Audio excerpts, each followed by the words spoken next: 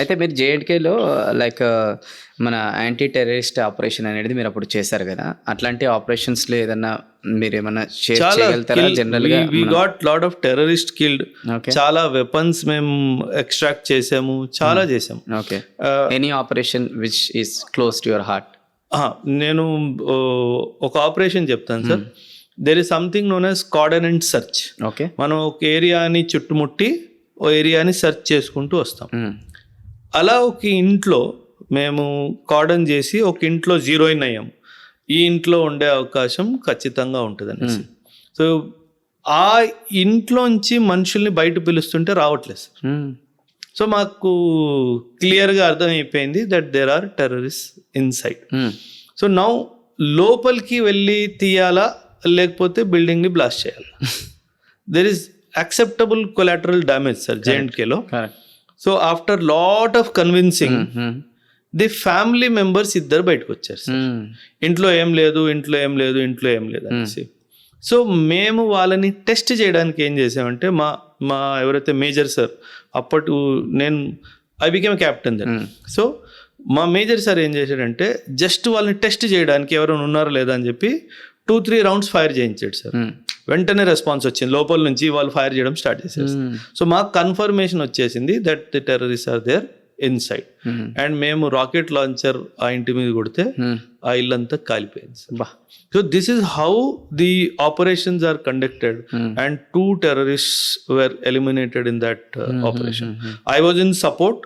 My major sir was basically the officer leading the operation. I was only in support.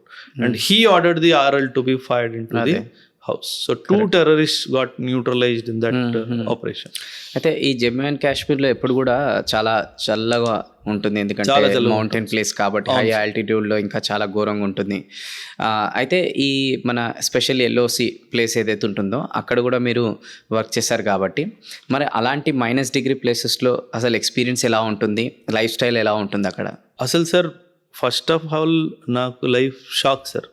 నాకు sir పుట్టి పెరిగింది హైదరాబాద్, ట్రైనింగ్కి వెళ్ళింది చెన్నై, హాటెస్ట్కి వెళ్ళాను.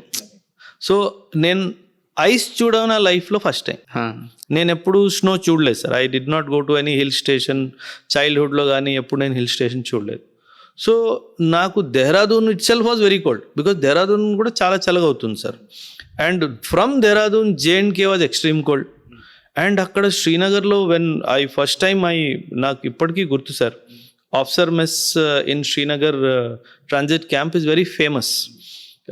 2nd or 3rd of January 2006 అసలు బయట మంచు పడుతుంది, లోపల కెరో హీటర్ పెట్టి ఆ రూమ్ని వేడిగా ఉంచుతున్నారు. అండ్ ఆ రూమ్ నుంచి బయటికి రాగానే చలి ఒకసారి కొడుతుంది సార్ అది. And for me it was first time. You not believe sir, ఒక ఆపరేషన్ నేను మీకు ఎగ్జాంపుల్ చెప్తాను. వీ వేర్ పోస్టెడ్ దేర్ హాస్ దగ్గర, హై ఆల్టిట్యూడ్ వార్ఫేర్ స్కూల్ దగ్గర there is 1 post on top. I was doing the night patrolling duty. Wait చేస్తున్నాము, ఒక report వచ్చింది that terrorist would be crossing this point అని చెప్పేసి మేము అంబుష్ పెట్టుకొని కూర్చున్నాం. ఇలా వెపన్ పట్టుకొని అంబుష్ పట్టుకొని కూర్చున్నాం సార్. నా వేలు అక్కడ ఫ్రీజ్ అయిపోయింది sir. Even if I wanted to do this, I can't do this because the finger got frost. Luckily movement ఏం జరగలేదు, we could not get what we envisaged, but my finger got freeze sir. Just imagine, ఒకవేళ వాళ్ళు వచ్చి ఉంటే నా finger fire అవ్వాలంటే the finger should show movement. No, మీరు చలి అన్నారు కాబట్టి నాకు ఆ సీన్ గుర్తొచ్చి నేను చెప్తున్నాను. Very difficult.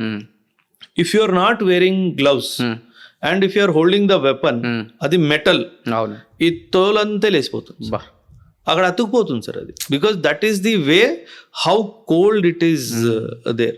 Very difficult sir. The hats off to the Indian soldiers who are serving at -69, -70 degrees in Siachen. అయితే ఈ మన జమ్మూ అండ్ కాశ్మీర్ రిలేటెడ్ కూడా మీరు అక్కడ వింటర్ వార్ఫేర్ రిలేటెడ్ ఏదైనా స్పెషలైజేషన్ కూడా మీరు చేశారు కదా? నేను వేరే దగ్గర కూడా ఒక దగ్గర విన్నా, నేను అక్కడ అవాస్ గురించి కూడా విన్నా నేను. అసలు ఇది ఏంటి అది? ఎందుకంటే ఇందాక మనం మాట్లాడుతున్నప్పుడు మీరు చెప్పారు అక్కడ చాలా చల్లగా ఉంటది, కానీ చల్లకే చల్లగా అంటే -30, -40, -60 డిగ్రీలో కూడా అక్కడ మీరు సర్వైవ్ అవ్వాలి, మీరు అక్కడ చేశారు. సో ఎక్స్పీరియన్స్ ఏంటి చెప్పండి. Sir beautiful experience sir. High altitude warfare school అని చెప్పేసి ఆర్మీది ఒక స్పెషలైజ్డ్ యూనిట్ ఉంది సార్. ఓకే, అంటే ట్రైనింగ్ సెంటర్. ఎక్కడ ఉంది సార్? ఇది గుల్మర్గ్ లో సార్. గుల్మర్గ్ లో phase 2కి వెళ్ళినాను మామూలుగా లేకుండా. నేను అక్కడ కూడా ఒకటి క్యాంప్ నేను ఆర్మీ వల్ల చూసిన అనమాట. ఇంత పైన ఇంత మైనస్ డిగ్రీలు వీళ్ళు ఎట్లుంటున్నారని షాక్ అయిపోయినా నేను అసలు. సో అక్కడ ట్రైనింగ్ సెంటర్ సార్. మీరు హై ఆల్టిట్యూడ్ లో ఎలాగా ఉండాలి, మీ హెల్త్ని మీ ఎక్విప్మెంట్ని ఎలా చూసుకోవాలి, ఇన్ఫిల్ట్రేషన్ జరిగితే దానికి పెట్రోలింగ్ ఎలా చేయాలి, కౌంటర్ ఇన్ఫిల్ట్రేషన్ ఎలా చేయాలి, ఇవన్నీ నేర్పిస్తారు sir. It is a 40 days course sir. It is known to be one of the toughest courses in the army. Commando course తర్వాత horse course is known to be one of the toughest courses in the army sir. So అక్కడ ఏంటంటే 40 days skiing నేర్పిస్తారు sir. But it is not only skiing, the purpose is not skiing. Skiing చేస్తూ patrolling ఎలా చేయాలి, ఎందుకంటే అక్కడ నడవడానికి ఉండదు సార్. సో స్కీయింగ్ చేస్తూ మన ఏరియా ఆఫ్ రెస్పాన్సిబిలిటీని ఎలా చూసుకోవాలి, ఇవన్నీ వింటర్లో ఎలా సర్వైవ్ అవ్వాలి, మీ ఎక్విప్మెంట్ని మీ వెహికల్స్ని మీ వెపన్స్ని మోస్ట్ ఇంపార్టెంట్లీ ఈ చలిలో ఎలా యూస్ చేయాలి అనేది నేర్పిస్తారు sir. So I did training in the high altitude warfare school. అయితే హై ఆల్టిట్యూడ్ వార్ఫేర్లో మీరు ఏదైతే ట్రైనింగ్ తీసుకురు కదా, అక్కడ కూడా కొంచెం విడమర్చి ఎక్స్పీరియన్స్ని షేర్ చేయండి. ఎందుకంటే అంత మైనస్ డిగ్రీలో కూడా మామూలు ఎక్స్పీరియన్స్ ఉండదు అది. అండ్ మీకు తో పాటు ఎవరైతే కొలీగ్స్ ఉంటారో అక్కడ ఏదైనా ఇన్సిడెంట్ కూడా జరిగింది మైనస్ డిగ్రీలో? ఎవ్రీ డే ట్రైనింగ్ ముందు బీపీ చెక్ చేస్తారు సార్. బ్లడ్ ప్రెషర్ చెక్ చేసిన తర్వాతే ట్రైనింగ్ అవుతుంది అనమాట. సో మేజర్ అజయ్ అని చెప్పేసి మా మెడికల్ ఆఫీసర్ అక్కడ. So 2nd or 3rd day మాకు బీపీ నా చెక్ చేస్తే 120/80 వచ్చింది. సో అజయ్ సార్ సెడ్ क्या रे सरदार, सरदारों का बीपी चंडीगढ़ में साला 180 आ रहा है और तू इतना ऊपर आके भी तेरी सुई 120 पे अटकी हुई है. तो he is like how is it possible? So he is like, are you taking any medicines or something? Mala, no sir, I don't. Then he asked me, do you drink? Mala, no sir, I don't drink. Then how is it possible that your blood pressure is 120/80 here? He said, it is not possible. I'll check again. మళ్ళీ check చేసాడు, మళ్ళీ 120/80 వచ్చింది. ఒక 20 minutes నాకు కూర్చోబెట్టాడు. కూర్చో 20 minutes తర్వాత మళ్ళీ చేస్తా అని చెప్పేసి మళ్ళీ చేసాడు, మళ్ళీ 120/80 వచ్చింది. ఈ said it is very rare, ఇలా జరగదు. ఎందుకంటే ఈ హైట్లో వచ్చేసరికి 160, 170, 180 కూడా ఒక్కొక్కసారి కామన్ అయిపోతుంది. So I was gifted with my health sir.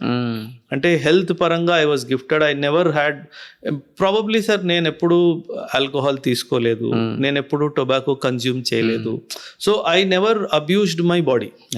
So maybe that is why even in that weather -20, -25, my body never gave support, did not hurt me anyways.